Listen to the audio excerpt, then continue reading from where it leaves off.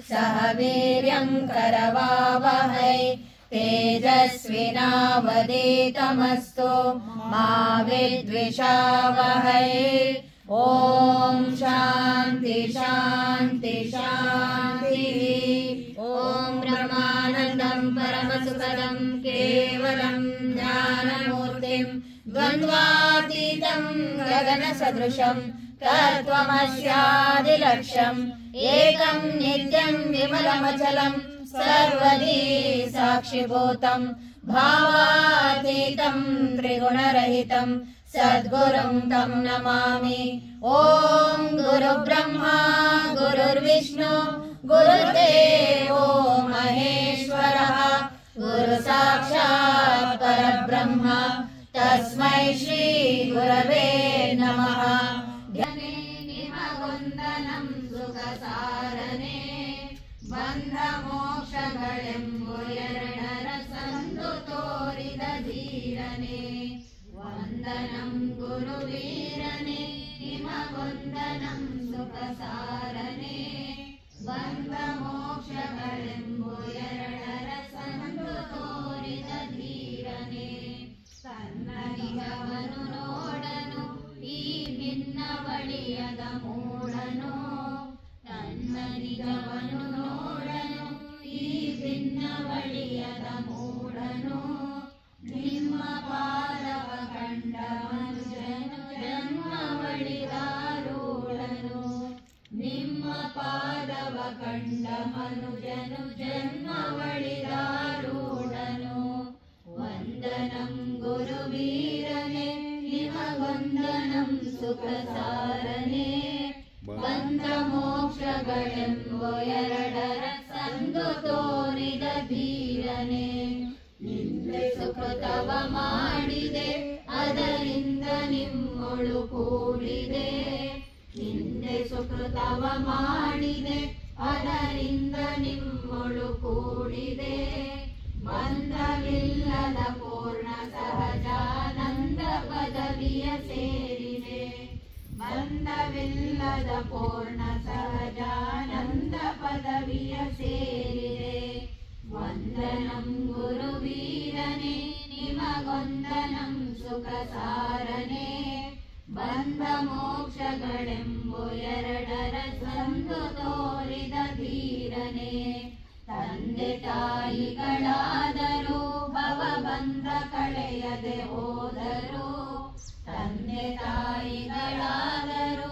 ಭವಬಂಧ ಕಳೆಯದೆ ಹೋದರು ತಂದೆ ಸದ್ಗುರು ಶಂಕರಾರ್ಯರು ಹಿಂದೆ ನಿಲ್ಲುವ ದೇವರು ತಂದೆ ಸದ್ಗುರು ಶಂಕರಾರ್ಯರು ಹಿಂದೆ ನಿಲ್ಲುವ ದೇವರು ವಂದನಂ ಗುರುವೀರನೆ ನಿಮಗೊಂದನಂ ಸುಖಸಾರನೆ ಬಂಧ ಮೋಕ್ಷಗಳೆಂಬು ಎರಡರ ಸಂದು ತೋರಿದ ಧೀರನೆ.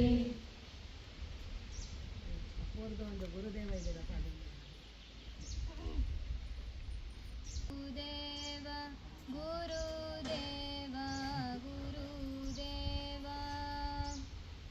ಗುರುದೇವ ಗುರುದೇವ ಗುರುದೇವ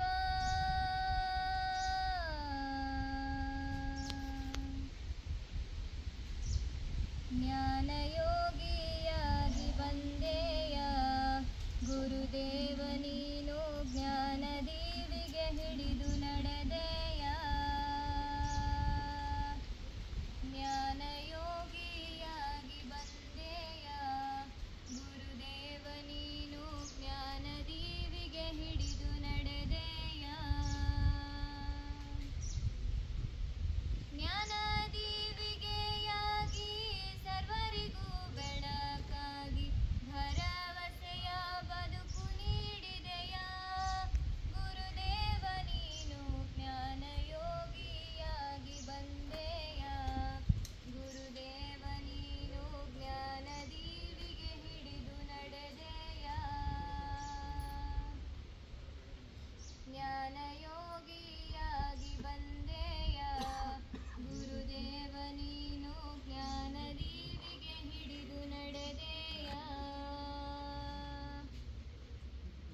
ಜಾತಿಯ ಮಾಡಲಿಲ್ಲ, ಧರ್ಮವ ಕಟ್ಟಲಿಲ್ಲ, ಮನುಷ್ಯತ್ವ ಕಟ್ಟಿ ಬೆಳೆಸಿದೆಯ ಗುರುವರಿಯ ನೀನು. ಕೇಸರಿ ತೊಡಲಿಲ್ಲ, ಬಿಳಿಯಂಗಿ ಬಿಡಲಿಲ್ಲ, ಶುದ್ಧವಿರಲಿ ಬದುಕು ಎಂದೆಯ ಗುರುದೇವ ನೀನು. ಜ್ಞಾನ ಯೋಗಿಯಾಗಿ ಬಂದೆಯ ಸದ್ಗುರುವೆ ನೀನು. ಜ್ಞಾನ ದೀವಿಗೆ ಹಿಡಿದು ನಡೆದೆಯ ಜ್ಞಾನ ಯೋಗಿಯಾಗಿ ಬಂದೆಯ ಸದ್ಗುರುವೆ ನೀನು. ಜ್ಞಾನ ದೀವಿಗೆ ಹಿಡಿದು ನಡೆದೆಯ ಜ್ಞಾನವ ಬಿತ್ತಿದೆ, ಮನಸ್ಸುಗಳ ಮುಟ್ಟಿದೆ, ಪ್ರೇಮದ ದೊರೆಯು ನೀನಾದೆ ಗುರುದೇವ ನೀನು. ಪ್ರೇಮದ ದೊರೆಯು ನೀನಾಗಿ ಜಗಕ್ಕೆಲ್ಲ ಪ್ರೀತಿ ಪ್ರೇಮವ ಹಂಚಿದೆಯ ಗುರುವೇ. ಗುರುದೇವ ನೀನು. ಜ್ಞಾನ ಯೋಗಿಯಾಗಿ ಬಂದೆಯ ಸದ್ಗುರುವೆ ನೀನು. ಜ್ಞಾನ ದೀವಿಗೆ ಹಿಡಿದು ನಡೆದೆಯ ಜ್ಞಾನ ಯೋಗಿಯಾಗಿ ಬಂದೆಯ ಸದ್ಗುರುವೆ ನೀನು. ಜ್ಞಾನ ದೀವಿಗೆ ಹಿಡಿದು ನಡೆದೆಯ ಸತ್ಯ ಮಾರ್ಗವೇ ಶ್ರೇಷ್ಠ, ಶುದ್ಧ ಭಕ್ತಿಯೇ ಶ್ರೇಷ್ಠ, ಸಿದ್ಧ ಸಂತನಾದೆ, ಶುದ್ಧ ಮಹಂತನಾದೆ, ಭರವಸೆಯ ಬದುಕು ನೀಡಿದೆಯ ಗುರುದೇವ ನೀನು. ಜ್ಞಾನ ಯೋಗಿಯಾಗಿ ಬಂದೆಯ ಸದ್ಗುರುವೆ ನೀನು. ಜ್ಞಾನ ದೀವಿಗೆ ಹಿಡಿದು ನಡೆದೆಯ ಜ್ಞಾನ ಯೋಗಿಯಾಗಿ ಬಂದೆಯ ಸದ್ಗುರುವೆ ನೀನು. ಜ್ಞಾನ ದೀವಿಗೆ ಹಿಡಿದು ನಡೆದೆಯ ಪ್ರಣೀತ ಬ್ರಹ್ಮಸೂತ್ರಾಣಿ ಅಥ ಪ್ರಥಮಾಧ್ಯಾಯಸ್ಯ ಪ್ರಥಮಃ ಪಾದಃ. ಓಂ ಅಥಾತೋ ಬ್ರಹ್ಮ ಜಿಜ್ಞಾಸಾ. ಓಂ ಜನ್ಮಾಧ್ಯಸ್ಯ ಯತಃ. ಓಂ ಶಾಸ್ತ್ರಯೋನಿತ್ವಾತ್. ಓಂ ತತ್ತು ಸಮನ್ವಯಾತ್. ಓಂ ಈಕ್ಷತೆರ್ನ ಶಬ್ದಂ. ಓಂ ಗೌಣಶ್ಚೇನ್ನಾತ್ಮಶಬ್ದಾತ್. ಓಂ ತನ್ನಿಷ್ಠಸ್ಯ ಮೋಕ್ಷೋಪದೇಶಾತ್. ಓಂ ಹೇತ್ವಾವಚನಾಚ್ಚ. ಓಂ ಸ್ವಾಪ್ಯಯಾತ್. ಓಂ ಗತಿಸಾಮಾನ್ಯಾತ್. ಓಂ ಶ್ರುತತ್ವಾಚ. ಓಂ ಆನಂದಮಯೋಭ್ಯಾಸಾತ್. ಓಂ ವಿಕಾರಶಬ್ದಾನ್ನೇತಿ ಚೇನ್ನ ಪ್ರಾಚುರ್ಯಾತ್. ಓಂ ತದ್ಧೇತು ವ್ಯಪದೇಶಾಚ್ಚ. ಓಂ ಮಾಂತ್ರವರ್ಣಿಕಮೇವ ಚ ಗೀತಯೇ. ಓಂ ನೇತರೋನುಪಪತ್ತೇಃ. ಓಂ ಭೇದವ್ಯಪದೇಶಾಚ್ಚ. ಓಂ ಕಾಮಾಚ್ಚ ನಾನುಮಾನಾಪೇಕ್ಷ.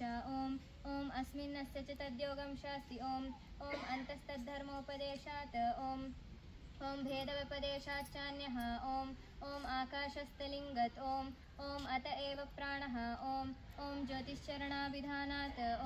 ಓಂ ಛಂದೋಭಿಧಾನಾನ್ನೇತಿ ಚೇನ್ನ ತಥಾ ಚೇತೋರ್ಪಣನಿಗದಾತ್ ತಥಾ ಹಿ ದರ್ಶನಂ. ಓಂ ಭೂತಾದಿಪಾದವ್ಯಪದೇಶೋಪಪತ್ತೇಷ್ವೈವಂ. ಓಂ ಉಪದೇಶಭೇದಾನ್ನೇತಿ ಚೇನ್ನೋಭಯಸ್ಮಿನ್ನಪ್ಯವಿರೋಧಾತ್. ಓಂ ಪ್ರಾಣಸ್ತಥಾನುಗಮಾತ್. ಓಂ ನ ವಕ್ತುರಾತ್ಮೋಪದೇಶದಿತಿ ಚೇತ್ ಅಧ್ಯಾತ್ಮಸಂಬಂಧಭೂಮಾ ಹ್ಯಸ್ಮಿನ್. ಓಂ ಶಾಸ್ತ್ರದೃಷ್ಟ್ಯಾತ್ ಉಪದೇಶೋ ವಾಮದೇವವತ್. ಓಂ ಜೀವಮುಖ್ಯ ಪ್ರಾಣಲಿಂಗಾನ್ನೇತಿ ಚೇತ್ ಉಪಾಸತ್ರೈವಿಧ್ಯಾತ್ ಆಶ್ರಿತದ್ವಾದಿಯ ತದ್ಯೋಗಾತ್. ಓಂ इति श्रीबादरायणविरचिते श्रीमद्ब्रह्मसूत्रे प्रथमाध्यायस्य प्रथमः पादः.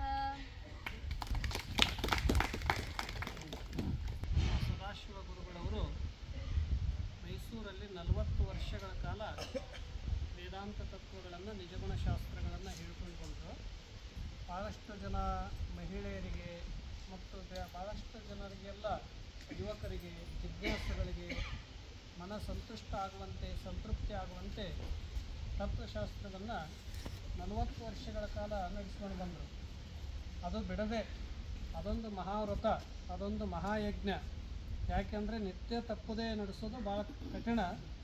ಆದರೂ ಜಾಣನು ಲೌಕಿಕ ಪರಮಾರ್ಥ ಎರಡನ್ನೂ ಮಾಡದೆ ಕೂಡಿ ನಡೆಸುತ್ತೇನು ಅನ್ನುವಂತೆ ಅವರು ಶರಣರು, ಸಂತರು. ಅದಕ್ಕಾಗಿ ಅಪ್ಪುಗಳ ಸೇವೆಯನ್ನು ಮಾಡ್ತಾ ಎಲ್ಲೆಲ್ಲಿ ಗುರುಗಳಿರ್ತಾರೆ ಅಲ್ಲೆಲ್ಲ ಹೋಗಿ ಚಿಂತನೆಗಳನ್ನು ಮಾಡ್ತಾ ರಮಣಾಶ್ರಮ, ಅರವಿಂದಾಶ್ರಮ ಹೀಗೆ ಅನೇಕ ಆಶ್ರಮಗಳಲ್ಲಿ ಕೂಡ ಸಾಧನೆಗಳನ್ನು ಮಾಡಿ ಮತ್ತು ಸಾದಾ ಜೀವನದಲ್ಲಿ ಸದಾ ಬ್ರಹ್ಮಾನಂದವನ್ನು ಪರಮಾನಂದವನ್ನು ಅನುಭವಿಸ್ತಾ ಬಂದಂಥವರು ಕೊನೆಗೆ ಪೂಜ್ಯ ಸಿದ್ದೇಶ್ವರ ಸ್ವಾಮೀಜಿಯವರ ಸನ್ನಿಧಿಯಲ್ಲಿದ್ದುಕೊಂಡು ಒಂದು ತಿಂಗಳ ಪ್ರವಚನವನ್ನು ಮಾಡಿ ಅವರ ಆಜ್ಞೆಯಂತೆ ನಿಮ್ಮ ಶರೀರ ಇರುವವರೆಗೂ ಕೂಡ ಈ ಸತ್ಸಂಗ ಅಂತ ಅನ್ನೋದು ನಿಲ್ಲಿಸಬಾರ್ದು ಅಂತ ಹೇಳಿದರು. ಅದಕ್ಕಾಗಿ ಅವ್ರದ್ದು ಎಂಥ ಭಾಗ್ಯ ಅಂತಂದರೆ ಸತ್ಸಂಗ ಅಂದರೆ ಪ್ರವಚನ ಮಾಡಿ ಶುರು ಮಾಡಿದ್ರು, ಒಂದು 10 ನಿಮಿಷ ಆಗಿತ್ತು. ಪ್ರವಚನ ಮಾಡ್ತಾ ಮಾಡ್ತಾ ಪ್ರಾಣ ಹೋಗಿರೋರು. ಅವ್ರದ್ದು ಭಾಳ ವಿಶೇಷ ದೊಡ್ಡ ಪುಣ್ಯ. ಯಾಕೆಂದರೆ ಎಂಥ ಒಂದು ಸತ್ಸಂಗತ್ವೇ ನಿಸ್ಸಂಗತ್ವ ಅಂತ ನಾವು ಕೇಳ್ತೀವಿ. ಆದರೆ ಹೇಳ್ತಾ ಓದಂಥವರು ಮುಕ್ತಿಯವರು ಪಡೆದುಕೊಳ್ತಾರೆ ಅಂತ ಮುಕ್ತರವರು. ಅವರು ಮೊಮ್ಮಗಳಿವರು ಅದಕ್ಕೆ ಬ್ರಹ್ಮವಿದ್ಯೆ ಅಂತ ಅನ್ನೋದು ಹೇಗೆ ಬರ್ತಿದೆ ಒಬ್ಬರಿಂದ ಒಬ್ಬರಿಗೆ ಅಂತಂದರೆ, ಮನೆಯಲ್ಲಿ ಒಂದು ಪರಿಸರ ಇತ್ತು ಅಂದರೆ ಅದು ತನ್ನಿಂದ ತಾನೇ ಎಲ್ಲರಿಗೆ ಬರ್ತದೆ. ಮನೆಯಲ್ಲಿಲ್ಲ ಅಂದರೆ ಮೊದಲು ಹಿರಿಯರಲ್ಲೇ ಇಲ್ಲ ಅಂದರೆ ಬರಲ್ಲ. ಅದಕ್ಕಾಗಿ ಅವರ ಮೊಮ್ಮಗಳು, ಈಗ ಅವರು ಮಗಳು ಶಾಂತಲವರಿದ್ದಾರಲ್ಲಿ, ಅದು ಪ್ರವಚನ ನಡೆಸ್ಕೊಂಡು ಹೋಗೋದು ಯಾರು ಮುಂದೆ ಅಂತ ಒಂದು ಪ್ರಶ್ನೆ ಬಂದಾಗ ಆ ಸತ್ಸಂಗವನ್ನು ಯಾರು ನಡೆಸ್ಕೊಂಡು ಹೋಗಬೇಕು? ಸಂಪತ್ತಿತ್ತಂದರೆ ಎಲ್ಲರೂ ನನಗೆ ಬೇಕು ಅಂತ ಅಂತೀವಿ. ಈ ಜ್ಞಾನ ಸಂಪತ್ತನ್ನು ಕೊಡಬೇಕಲ್ಲ, ಯಾರು ಕೊಡೋದು? ಅದಕ್ಕಾಗಿ ಅವರು ಮೊದಲು ಈ ಶಾಂತಲವರು ಎಲ್ಲ ಕಡೆ ಪ್ರವಚನಗಳಲ್ಲಿ ಮೊದಲು ಏನಾದರೂ ಪ್ರಶ್ನೆ ಇದ್ರೂ ತುರಂತ ಕೇಳೋರು ಇವರೇ. ಪ್ರಶ್ನೆ ಕೇಳೋಕ್ಕೆ 1 ನಂಬರ್ ಅವರು. ಅದಕ್ಕೀಗ ಅವರೇ ನಿತ್ಯದಲ್ಲಿ ಅವರು ಪ್ರವಚನಿಗೆ ಮಾಡ್ತಾ ಇದ್ದಾರೆ, ಸತ್ಸಂಗ ಮಾಡ್ತಾ ಇದ್ದಾರೆ.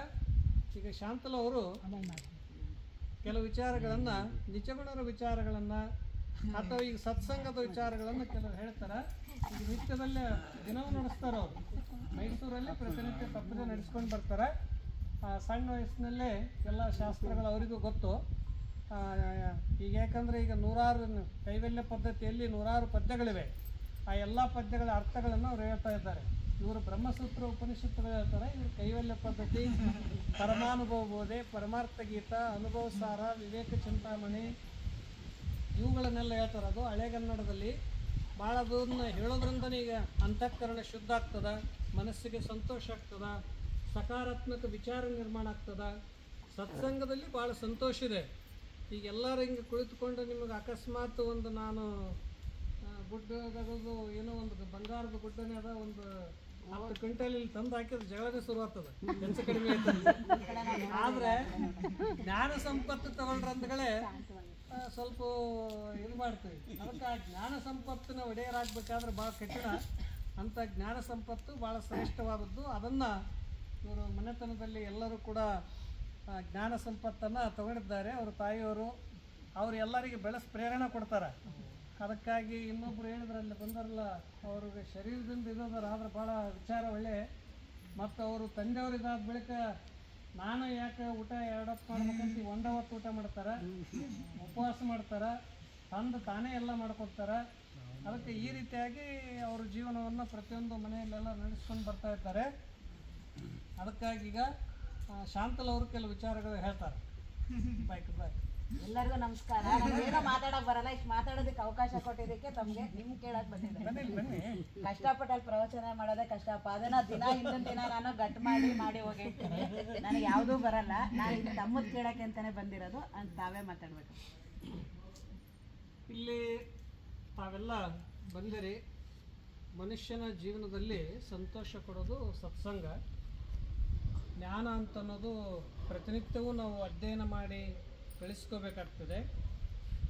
ಪ್ರತಿಯೊಬ್ಬರಿಗೂ ಕೂಡ ಏನಂತಂದರೆ ಚಿತ್ತ ಅಂದರೆ ನಮ್ಮ ಬುದ್ಧಿ, ಅವಕ್ಕೇನಂತಾರೆ ನಾವು ಅಂತಃಕರಣ ಅಂತ ಕರಿತೀವಿ.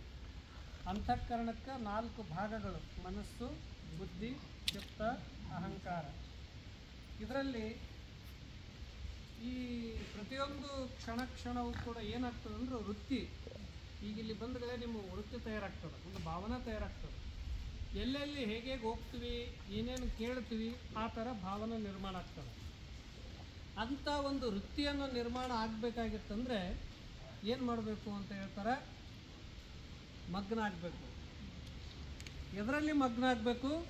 ಕೇಳೋದ್ರಲ್ಲಿ ಮಗ್ನ ಆದರೆ ಅದಕ್ಕೆ ಶ್ರವಣಾಖ್ಯ ಸಮಾಧಿ ಅಂತ ಕರೀತಾರೆ. ಸಮಾಧಿ ಅಂತ ನಾವು ಕರಿತೀವಲ್ಲ, ಸಮಾಧಿ ಅಂದ್ರೇನು? ಮಗ್ನತ.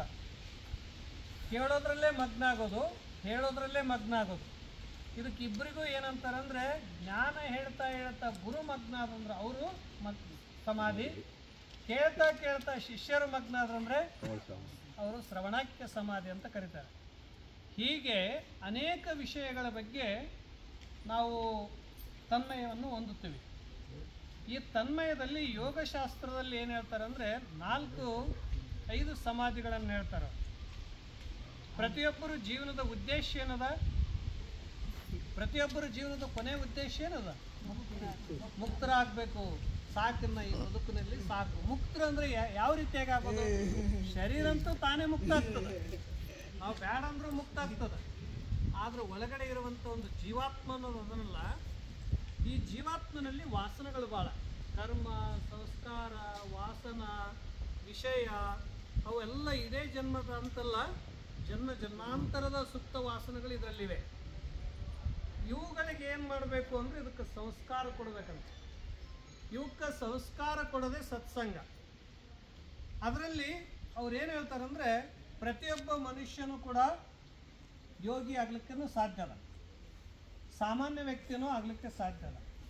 ಯಾರು ಈ ಜಗತ್ತಿನಲ್ಲಿ ಕೆಟ್ಟವರಂತಲ್ಲ, ಎಲ್ಲರಲ್ಲಿಯೂ ಕೂಡ ದೈವಿ ಅಂಶಗಳಿವೆ, ಎಲ್ಲರಲ್ಲಿಯೂ ಕೂಡ ಆ ಆತ್ಮಸ್ವರೂಪ ಇದೆ, ಎಲ್ಲರಲ್ಲಿ ಕೂಡ ಈ ದೇಹದಲ್ಲಿ ಏನಿದೆ ಇದೇ 5 ಅಂಶಗಳಿವೆ.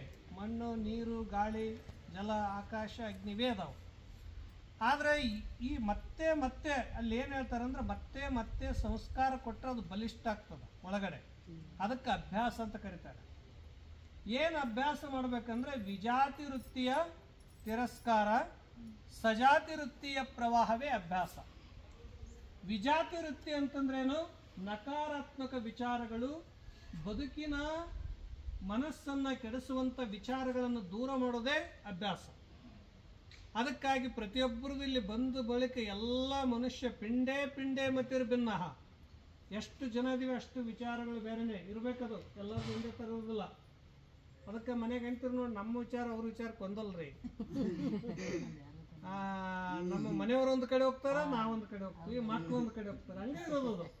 ಜಗತ್ತಂದ್ರೆ ಹೀಗೆ ಇರೋದು. ಇದು ಜಗತ್ತಂದ್ರೇ ವಿಷಮ, ಯಾರ್ದು ಸಮ ಇರಲ್ಲ. ಆದರೆ ಈ ವಿಚಾರಗಳನ್ನು ಏನಿರಬೇಕು ಅಂದರೆ, ಉತ್ಕೃಷ್ಟವಾದಂಥದ್ದಕ್ಕೆ ಮತ್ತೆ ಮತ್ತೆ ನಮ್ಮ ಚಿತ್ತದಲ್ಲಿ ಬಲಿಷ್ಠವಾಗಿ ಸಶಕ್ತವಾಗಿ ಉಳಿದುಕೊಳ್ಳೋದಕ್ಕಾಗಿ ಏನು ಮಾಡಬೇಕಂದ್ರೆ ಅಭ್ಯಾಸ ಮಾಡಬೇಕು. ಅದನ್ನು ಏನು ಹೇಳ್ತಾರ ಯೋಗಶಾಸ್ತ್ರದಲ್ಲಿ ಅಂದರೆ, ಸವಿತರ್ಕ ಸಂಪ್ರಜ್ಞಾತ ಸಮಾಧಿ, ಸವಿಚಾರ ಸಂಪ್ರಜ್ಞಾತ ಸಮಾಧಿ, ಸಾನಂದ ಸಂಪ್ರಜ್ಞಾತ ಸಮಾಧಿ, ಸಾಸ್ಮಿತಾ ಸಂಪ್ರಜ್ಞಾತ ಸಮಾಧಿ ಅಂತ ಹೇಳಿದ್ರು. ಸವಿತರ್ಕ ಅಂದರೆ ಏನು? ವಿತರ್ಕ ಅಂದರೆ ಏನು? ವಿತರ್ಕ ಅಂದರೆ, ಈಗ ಇದೆಲ್ಲ ನೋಡ್ತೀವಿ ಪ್ರಕೃತಿ ನಾವು. ಈಗ ನಾವು ಒಂದು ಮನೆ ಅದಂದ್ರೆ ಮನೆ ದಿನನಿತ್ಯ ಸ್ವಚ್ಛ ಅದ, ಮತ್ತು ಮನೆಗೆಲ್ಲ ಸುಗಂಧದ ಅಂದರೆ ಮನೆಯಲ್ಲಿ ಯಾರಾದರೂ ಇರ್ತಾರೆ. ಈ ವಿಶ್ವನೇ ಒಂದು ಸುಂದರವಾಗ್ಯದ, ಈ ವಿಶ್ವನೇ ಒಂದು ಸಚೇತನವಾಗ್ಯದ, ಈ ವಿಶ್ವವೇ ಒಂದು ಜೀವಂತವಾಗ್ಯದ ಅಂದರೆ ಇದಕ್ಕೊಬ್ರು ಯಾರೋ ಅದಾರ, ಕಾಣ್ಲಾರ್ದಂಗೆ ಇದ್ದಾರಲ್ಲ. ಅವ್ರಿಗೇನಂತ ಕರಿತೀವಿ? ನಿರಾಕಾರ ಪರಮಾತ್ಮ, ನಿರ್ಗುಣ ಪರಮಾತ್ಮ. ನಾವು ವೈಶ್ವಿಕ ಶಕ್ತಿ, ಅತಿಮಾನುಷ ಶಕ್ತಿ, ಅತೀಂದ್ರಿಯ ಶಕ್ತಿ. ನಾವು ಕಣ್ಣಿನಿಂದ ಎಷ್ಟು ನೋಡಬಲ್ಲವೋ ಸ್ವಲ್ಪ ನೋಡ್ತೀವಿ. ಕಣ್ಣಿಗೆ ಕಾಣದ್ದು, ಕಿವಿಗೆ ಕೇಳದ್ದು, ಮೈಗಳಿಗೆ ಸ್ಪರ್ಶ ಆಗದಷ್ಟು ಎಷ್ಟೋ ಇಲ್ಲಿದೆ. ಅದನ್ನು ನೋಡೋದಕ್ಕಾಗಿ ನಾವು ಏನು ಮಾಡಬೇಕಂದ್ರೆ, ಏನು ಹೇಳ್ತಾರೆ ಯೋಗದಲ್ಲಿ? ವಿತರ್ಕ, ಸವಿತರ್ಕ ಅಂದರೆ ಈಶ್ವರ. ಈಶ್ವರ ಅಂತಂದರೆ ಬೃಹತ್ತಾಗಿರುವಂಥವರು, ಸರ್ವ ಗುಣ ಇರುವಂಥವರು. ಅಂಥ ಪರಮಾತ್ಮನಲ್ಲಿ ನಾವೇನು ಮಾಡ್ತೀವಿ ಅಂದ್ರೆ ಆಲಂಬನ. ಆಲಂಬನ ಅಂದರೆ ಇಲ್ಲೊಂದು ಬಳ್ಳಿಯಾದ ಗಿಡಕ್ಕೆ ನೋಡಿ, ಇದಕ್ಕೆ ಕಾಫಿ ಗಿಡ ಅದಲ್ಲ, ಅದು ಹಾಗೆ ಬಿಟ್ಟರೆ ಬೆಳೆಯಲ್ಲ. ಈ ಗಿಡಕ್ಕೆ ಆಶ್ರಯ ಕೊಟ್ಟರೆ ಅದು ಪೂರ್ಣ ಎತ್ತರವಾಗಿ ಬೆಳೀತದೆ. ನಾವು ಕೂಡ ಏನಂದ್ರೆ ಒಂದು ಬಳ್ಳಿ, ಯಾವುದಕ್ಕೆ ಆಶ್ರಯ ಕೊಡಬೇಕು? ಆ ಈಶ್ವರನಿಗೆ. ಈಶ್ವರ ಅನ್ನುವ ವೃಕ್ಷಕ್ಕೆ ಆಶ್ರಯದು ನಾವು ದೊಡ್ಡವರಾಗಿ ಬೆಳಿತೀವಿ. ಇದಕ್ಕೆ ಸವಿತರ್ಕ ಅಂತ ಹೇಳಿದ್ರು. ಹೇಗೆ ಬೆಳೀತದೆ ಇದು ಮುಂದೆ ದೊಡ್ಡದಾಗಿ ದೊಡ್ಡದಾಗಿ ಗಿಡನೇ ಕಾಣಲಾರ್ದಂಗೆ ಬೆಳೀತದೆ. ಹಾಗೆ ನಮ್ಮ ಮನಸ್ಸಿನೊಳಗೆ ಈಶ್ವರನೇ ತುಂಬಿಬಿಟ್ಟ ಅಂತಂದರೆ ಆ ವಿಚಾರಗಳು ತುಂಬಿದವು ಅಂದ್ರೆ ಇದೇ ಸವಿತರ್ಕ ಸಂಪ್ರಜ್ಞಾತ ಸಮಾಧಿ. ಸವಿತರ್ಕ ಅಂದ್ರೆ ಮನಸ್ಸಂಗೆ ಆಗ್ತದೆ, ವೃತ್ತಿಯಂಗೆ ಆಗ್ತದೆ. ನಾವು ಅನ್ನೋಲ್ಲ ಅದೇ ಅಲ್ಲೇ ನಾವು ಅಂತೀವಲ್ಲ, ಈಗ ನೀವು ಇಲ್ಲಿ ಆಶ್ರಮದಿಂದ ಹೋದ ಬಳಿಕ ಇನ್ನೂ ನಮ್ಮ ತಲೆಗೆ ಆಶ್ರಮನೇ ಕುಂತದ್ರಿ, ನಿಮಗೆ ಮದುವೆ ಇಷ್ಟ ಆಗಿತ್ತು ಅಂದ್ರೆ ಇನ್ನೂ ನಾವು ಮದುವೆ ಮಂಟಪದಾಗ ಇದೀವಿ. ಎರಡೂ ಥರ ಅಂದ್ರೆ ಮನಸ್ಸು ಎಲ್ಲ ಎಲ್ಲೆಲ್ಲಿ ಹೋಗಿರ್ತೋ ಆ ಥರ ಆಗ್ತದೆ. ಅದಕ್ಕೆ ಇದಕ್ಕೆ ಸವಿತರ್ಕ ಅಂತ ಕರೀತಾರೆ, ಅದ್ರ ಮುಳುಗೋದು. ಎರಡನೇದ್ದು ಸವಿಚಾರ. ವಿಚಾರಗಳು ಚೆನ್ನಾಗಿರ್ಬೇಕು, ಅದ್ರ ಬಗ್ಗೆನೇ ಮತ್ತೆ ಮತ್ತೆ ಕೇಳ್ತಾ ಇರ್ಬೇಕು, ಒಳ್ಳೆ ವಿಚಾರಗಳನ್ನು ಕೇಳಬೇಕು. ಈಗ ಮನಸ್ಸು ಹೇಗಿದೆ ಅಂದರೆ ನಕಾರಾತ್ಮಕವಾದದ್ದನ್ನು ಬೇಗ ಹಿಡ್ಕೊಂತಿದೆ, ಸಕಾರಾತ್ಮಕವಾದದ್ದನ್ನು ಹಿಡ್ಕೊಳ್ಳಲ್ಲ. ಆ ಸಕಾರಾತ್ಮಕ ವೃತ್ತಿಗಳು ನಮ್ಮಲ್ಲಿ ಮತ್ತೆ ಮತ್ತೆ ಬರ್ತಿದ್ರೆ ಅಂದ್ರೆ ನಾವೇ ಸಂತುಷ್ಟವಾಗಿರ್ತೀವಿ. ಅದು ಸವಿಚಾರ. ಆ ವಿಚಾರದಾಗ ಮಗ್ನ ಆಗ್ಬೇಕು. ಆ ವಿಚಾರದಲ್ಲಿ ನೀವು ಹೆಂಗೆ ಮಗ್ನ ಆಗ್ಬೇಕಂದ್ರೆ, ಈಗ ನಾನು ಅಕಸ್ಮಾತು ಈಗ ನೀವೆಲ್ಲ ಭಾಳ ಭಕ್ತಿಯಿಂದ ಬಂದ್ರಿ, ಈಗ ನಾನು ನಿಮ್ಗೆ ಹೋಗುವಾಗ ಒಬ್ಬರಿಗೆ ಒಂದು ಮಾತು ಏನಾದರೂ ಬೈದು ಕಳಿಸಿದೆ ಅಂದರೆ 40 ವರ್ಷದ ಬಳಿಕ ಬಂದರು ಏನು ನೆನಪಾಗ್ತದೆ? ಏನಪ್ಪ ಸ್ವಾಮೀಜಿ ಅವ್ರು ಇದೇ ಜಾಗದಾಗ ಇದೇ ಎಲ್ಲರಿದ್ರಿಗೆ ಹಿಂಗೆ ಅಂದಿದ್ರು ನೋಡಿ, ಎಷ್ಟು ವಿಚಾರ ಅದು ಹೆಂಗೆ ನೆನಪಾಗ್ತದ. ಹಾಗೆ ಈಶ್ವರನ ಬಗ್ಗೆ ಏನು ಹೇಳಿದ್ರು ಗುರುಗಳು, ಸತ್ಯದ ಬಗ್ಗೆ ಏನು ಹೇಳಿದ್ರು, ಪರಮಾತ್ಮನ ಬಗ್ಗೆ ಏನು ಹೇಳಿದ್ರು ಅಂತ ಕೇಳ್ರಿ, ಯಾಕೆ ಉಳಿಯಲ್ಲ? ಇದು ನಕಾರಾತ್ಮಕವಾದದ್ದು ಬೇಗ ಉಳಿತಿದೆ, ಸಕಾರಾತ್ಮಕವಾದದ್ದು ಆಗಲ್ಲ. ಒಬ್ರು ಏನಾದ್ರು ಮಾಡಿದ್ದನ್ನ ಅದಕ್ಕಾಗಿ ಬೈದವರನ್ನ ಭಾಳ ನೆನಪಿಡ್ತೀವಿ, ಹೊಗಳಿದವರನ್ನ ಅಂತಲ್ಲ. ಅಂದ್ರೆ ಮನಸ್ಸು ವಿಚಾರ ಅಂತಂದ್ರೆ ಈ ವಿಚಾರಗಳು ಸವಿಚಾರ ಅಂದ್ರೆ ಆ ವಿಚಾರದಾಗ ಹೆಂಗೆ ಮಗ್ನಾಗಿ ನೋಡ್ರಿ 40 ವರ್ಷ ಆದರೂ ತೆಗಿಲ್ಲ. ಈ ಪ್ರಪಂಚದ ಎಲ್ಲ ತುಂಬ್ಕೊಂಡ್ಬಿಡ್ತೀವಿ. ಪ್ರಪಂಚ ಅನ್ನೋದು ಎಲ್ಲಿಲ್ಲ, ಸಂಸಾರ ಅನ್ನೋದು ಎಲ್ಲಿಲ್ಲ. ಮನದ ಮುಂದಣ ಆಸೆ ದುಃಖಕ್ಕೆ ಕಾರಣ ಅಂತ ಹೇಳಿದ್ರು, ಮನದ ಮುಂದಣ ಮಾಯೆ ಎಲ್ಲ ಒಳಗದ. ಈ ಒಳಗಡೆ ಇರುವಂಥ ವಿಜಾತಿ ವೃತ್ತಿಯ ಪ್ರವಾಹಗಳನ್ನು ತೆಗೆದು ಸವಿಚಾರಗಳನ್ನು ಮಾಡ್ತಾ ಇರೋದೇ ಅದಕ್ಕೆ ಸವಿಚಾರ ಸಂಪ್ರಜ್ಞಾತ ಸಮಾಜ ಅಂದ್ರೆ ಅದ್ರಾಗ ಮುಳುಗಿಬಿಡೋದು. ಮೂರನೇದ್ದು, ಮನುಷ್ಯನಿಗೆ ನಿತ್ಯದಲ್ಲಿ ಆನಂದ ಅನ್ನೋದು ಸಿಗುತ್ತಿದೆ. ಆನಂದ ಎಲ್ಲಕ್ಕಿಂತ ಎದುರಾಗದ ನಿದ್ರೆಗ, ನಿದ್ರಾನಂದ ಅಂತ ಕರೀತಾರೆ. 2 ದಿನ ನಿದ್ರೆ ಮಾಡಲಿಲ್ಲ ಅಂದರೆ ಯಾರ ಮುಖದಲ್ಲೇನೋ ತಲೆನೂ ಇಲ್ಲ, ಭಕ್ಷಣನೂ ಆಗಲ್ಲ, ಯಾವುದಕ್ಕೂ ನಿಮಗೆ ಏನು ಮಾಡೋಕ್ಕಾಗಲ್ಲ. 100 ವರ್ಷ ಆಯುಷ್ಯ ಅಂದ್ರೆ 50 ವರ್ಷ ನಮ್ಗೆ ಇರೋದು, 50 ವರ್ಷ ನಿದ್ದೆ ಗೊತ್ತದು. ಆದ್ರೆ ನಿದ್ರಾನಂದ ಅಂತ ಇರ್ತದಲ್ಲ, ನಿದ್ರಾನಂದ ಅದು ಹೇಗೆ ಅದು ಅಜ್ಞಾನದಿಂದ ಕೂಡಿಕೊಂಡಿದೆಯೋ, ಪ್ರಜ್ಞಾನಂದ ಅಂತ ಅನ್ನೋದು ಅದು ಜ್ಞಾನದಿಂದ ಕೂಡಿಕೊಂಡಿರ್ತದೆ. ಅದ್ರಾಗ ನಾವು ಮುಳುಗೋ. 4ನೇದ್ದು ಅಸ್ಮಿತ. ಅಸ್ಮಿತ ಅಂತಂದರೆ ಮನುಷ್ಯನಿಗೆ ಎಲ್ಲವನ್ನು ತೆಗಿತೀವಿ, ಆದರೆ ನಾನು ಅಹಂ ಅಂತ ಇರ್ತದಲ್ಲ ಅದನ್ನು ತೆಗೆದು ಅದರಲ್ಲಿ ಮುಳುಗೋದು ಅಸ್ಮಿತ, ಸಾಸ್ಮಿತ ಸಂಪ್ರಜ್ಞಾತ ಸಮಾಧಿ. ಇವಕ್ಕೆ 4ಕ್ಕೆ ಸಬೀಜ ಅಂತ ಕರೀತಾರೆ. ಸಬೀಜ ಅಂದರೆ ವೃತ್ತಿ ತಯಾರಾಗ್ತದ ಮತ್ತೆ ಹೋಗ್ತದ, ಆದರೆ ಒಳಗೆ ಮಾತ್ರ ವಾಸನ ಅಂತ ಅನ್ನೋದಿದೆ, ಸಂಸ್ಕಾರ ಅಂತ ಅನ್ನೋದದ. ಇದಕ್ಕೆ ಸಬೀಜ ಅಂದರೆ ಭೂಮಿ ಒಳಗಿನ ಬೀಜ ಇದ್ದಾಗ ಹೆಂಗೆ ಮನೆ ಮತ್ತೆ ಪುನಃ ಆಗ್ತದೆ, ಇದು ಸಬೀಜ. ಇದನ್ನು ನಿರ್ಬೀಜ ನಿರ್ವಿಚಾರ ಸಂಪ್ರಜ್ಞಾತ ಸಮಾಧಿ, ಅಸಂಪ್ರಜ್ಞಾತ ಸಮಾಧಿಗೆ ಹೋಗೋದಕ್ಕಾಗಿ ಏನು ಹೇಳಿದರು ಅಂದರೆ ಶ್ರದ್ಧಾ, ವೀರ್ಯ, ಸ್ಮೃತಿ, ಸಮಾಧಿ, ಪ್ರಜ್ಞಾಪೂರ್ವಕ ಇತರೇಶ. ಶ್ರದ್ಧೆ ಇರಲಿ, ಮೊದಲದ್ದು ಶ್ರದ್ಧೆ ಇರಲಂತ. ಶ್ರದ್ಧೆನೇ ಮೊದಲನೇ ಸೋಪಾನ. ಯಾವುದೇ ವ್ಯಕ್ತಿಯಲ್ಲಿ ಯಾವುದೇ ಈ ಬದುಕಿನಲ್ಲಿ ನಾವೇನಂತಂದ್ರೆ ಯಾವ ಪೂಜೆ ಆದ್ರೂ ಮಾಡಿ, ಯಾವ ದೇವ್ರನ್ನಾದ್ರೂ ಇರಲಿ, ಅದ್ರ ಶ್ರದ್ಧಾ ಅದಲ್ಲ ಅದೇ ಫಲ ಕೊಡ್ತೀವಿ. ಯಾರು ಶ್ರದ್ಧೆಯನ್ನು ಕೆಡಿಸಬಾರ್ದು. ಶ್ರದ್ಧೆ ಇಲ್ಲದ ನೀವು ಏನು ಮಾಡಿದರೂ ಫಲ ಕೊಡಲ್ಲ. ಅದಕ್ಕಾಗಿ ಶ್ರದ್ಧಾ ಅಂತ ಮೊದಲು ಹೇಳಿದ್ರು, ಶ್ರದ್ಧಾವಾನ್ ಲಭತೆ ಜ್ಞಾನ. ಶ್ರದ್ಧೆಯಿಂದಲೇ ಜ್ಞಾನ, ಶ್ರದ್ಧೆಯಿಂದಲೇ ಮುಕ್ತಿ, ಶ್ರದ್ಧೆಯಿಂದಲೇ ಶಾಂತಿ ಸಿಗ್ತದೆ. ಅದಕ್ಕೆ ಮೊದಲದ್ದು ಶ್ರದ್ಧಾ. 2ನೇದು ವೀರ್ಯ ಅಂದರೆ ಉತ್ಸಾಹ ಇರಬೇಕು. ಸರ್ವೇಂದ್ರಿಯಗಳಲ್ಲಿ ಬಲ ಬರಬೇಕು, ಸರ್ವೇಂದ್ರಿಯಗಳಲ್ಲಿ ಉತ್ಸಾಹ ಇರಬೇಕು. ನಮಗೆ ಕೆಲವು ಏನಂದ್ರೆ ಈಗ ನಮಗೆ ಇಷ್ಟವಾದಂಥ ಕಡೆ ಹೋಗ್ಲಿಕ್ಕೆ ಉತ್ಸಾಹ ಇರ್ತದೆ, ಬೇಡಾದ ಕಡೆ ಹೋಗ್ಲಿಕ್ಕೆ ಉತ್ಸಾಹ ಇರಲ್ಲ. ಕೇಳೋಕ್ಕೂ ಎಲ್ಲಕ್ಕೂ ಅಷ್ಟೇ ಉತ್ಸಾಹ ಅಂತ ಅನ್ನೋದು ಕೆಲವು ಕಡೆ ಇರ್ತದೆ, ಕೆಲವು ಕಡೆ ಇರಲ್ಲ. ಅದು ಆ ಉತ್ಸಾಹ ಏನು ಮಾಡ್ತದೆ ಅಂದರೆ ನಮ್ಮ ಬುದ್ಧಿಗೆ ಪ್ರೇರಣೆ ಕೊಡ್ತದಂತ, ನಮ್ಮ ಬುದ್ಧಿಯ ಊರ್ಜಾ ಶಕ್ತಿ ಹೆಚ್ಚು ಮಾಡ್ತದಂತ. ಅದಕ್ಕೆ ಸ್ಮೃತಿ ಅಂದರೆ ನಮ್ಮ ಪ್ರಜ್ಞಾಶಕ್ತಿ ಹೆಚ್ಚು ಮಾಡ್ತದೆ, ಸ್ಮರಣೆ ಶಕ್ತಿ ಹೆಚ್ಚು ಮಾಡ್ತದೆ. ಯಾವುದನ್ನು ಉಳಿಸ್ತದ ಅಂತಂದರೆ ಉತ್ಸಾಹ, ಅದು ಜ್ಞಾನವನ್ನು ಉಳಿಸ್ತದೆ. ಅದಕ್ಕೆ ಕೊನೆಯವರೆಗೂ ತಲೆಯಲ್ಲಿ ಯಾವಾಗಲೂ ಜ್ಞಾನ ಉಳ್ಕೋಬೇಕು. ನಮ್ಮ ಪೂಜ್ಯ ಬುದ್ಧಿಜಿಯವರು, ಶ್ರೀ ಸಿದ್ದೇಶ್ವರ ಸ್ವಾಮೀಜಿಯವರು ಕೊನೆಯವರೆಗೂ ಅವ್ರ ಜ್ಞಾನ ಭಾಳ ತೀಕ್ಷ್ಣ. ಕೊನೆಯವರೆಗೂ ಯಾರು ಬಂದರೂ ಗುರುತಿಸ್ತಿದ್ರು, ಅಷ್ಟು ಅವ್ರದ್ದು ಜ್ಞಾನ.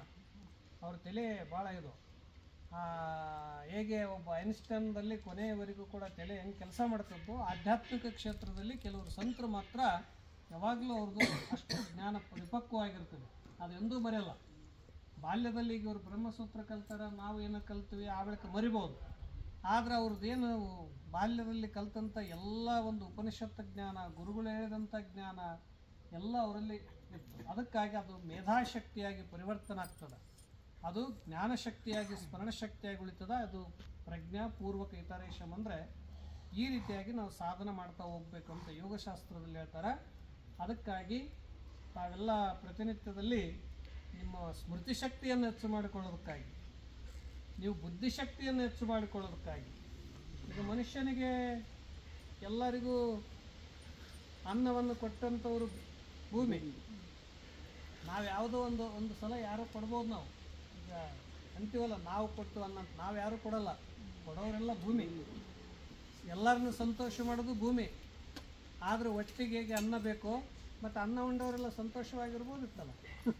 ಬೇಕಾದಂಥ ಐಟಮ್ ಊಟ ಮಾಡಿದವರು ಸಂತೋಷವಾಗಿರ್ಬೇಕಲ್ಲ, ತಲೆ ಶಾಂತ ಇರ್ಬೇಕಲ್ಲ. ಮೊದಲು ತಲೆ ಶಾಂತ ಇರಬೇಕಾದ್ರೆ ಜ್ಞಾನಕ್ಕೆ ಎರಡನೇದು ಏನಕ್ಕೆ ಹೇಳ್ತಾರೆ? ತಲೆಗಾಗಿ ಜ್ಞಾನ, ಹೊಟ್ಟೆಗಾಗಿ ಅನ್ನ, ಹೃದಯಕ್ಕೆ ಏನು ಬೇಕು? ಪ್ರೀತಿ ಬೇಕಲ್ಲ. ಪ್ರೀತಿ ಇಲ್ಲಾಂದರೆ ಹೆಂಗೆ ಸಂತೋಷ ಆಗ್ತದೆ? ಅದಕ್ಕೆ ಶುದ್ಧವಾದ ಪ್ರೀತಿಯೇ ಭಕ್ತಿ. ಈ ಮೂರು ಮನುಷ್ಯನಿಗೆ ಭಾಳ ಮಹತ್ವದ್ದು. ಈ ಮೂರನ್ನು ಕಲಿಸಿಕೊಡೋದು ಯಾವುದಂದ್ರೆ ಅದು ಸತ್ಸಂಗ, ಸಂತರ ಸಮಾಗಮ, ಒಂದು ಪವಿತ್ರ ಪರಿಸರಗಳು ನಮಗೆ ಕಲಿಸಿಕೊಡ್ತವೆ. ಇದರಿಂದ ಏನಂದರೆ ಶಾರೀರಿಕ ಬಲ, ಮಾನಸಿಕ ಬಲ, ಬುದ್ಧಿಗೆ ಬಲ ಬರ್ತದೆ. ಅದಕ್ಕಾಗಿ ಸಂತ ಮಹಾತ್ಮರ ಹತ್ರ, ಒಂದು ಪವಿತ್ರ ಕ್ಷೇತ್ರದ ಹತ್ರ ಮತ್ತು ಮಂದಿರಗಳ ಹತ್ರ ಬಂದರೂ ನೀವೇನು ತೊಗೊಂಡು ಹೋಗ್ತೀರಿ? ಇಲ್ಲಿ ನೀವೇ ಎಲ್ಲ ತೊಗೊಂಡು ಬರ್ತೀರಿ, ಎಲ್ಲ ಅರ್ಪಣೆ ಮಾಡ್ತೀರಿ. ತೊಗೊಂಡು ಹೋಗೋದೇನು ನೀವು? ಭಾಳ ಶಾಂತಿ, ಸಂತೃಪ್ತಿ, ಸಮಾಧಾನ ತೊಗೊಂಡು ಹೋಗ್ತೀರಿ.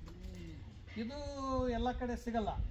ಅದನ್ನು ನಾವು ದೇವರ ದರ್ಶನ ಮಾಡಿದ ತಕ್ಷಣ ನಮ್ಮ ಕಣ್ಣುಗಳು ಪಾವನ ಆದವು, ನಮ್ಮ ಪಾಪಗಳು ನಷ್ಟ ಆದವು, ನಮ್ಮ ಮನಸ್ಸು ಪರಿಶುದ್ಧ ಆಯ್ತು ಅನ್ನೋ ಭಾವದಲ್ಲ, ಆ ಭಾವನೆ ನಮ್ಗೆ ಸಂತೋಷ ಕೊಡ್ತದೆ, ಆ ಭಾವನೆ ನಮಗೆ ಬಲ ಕೊಡ್ತದೆ.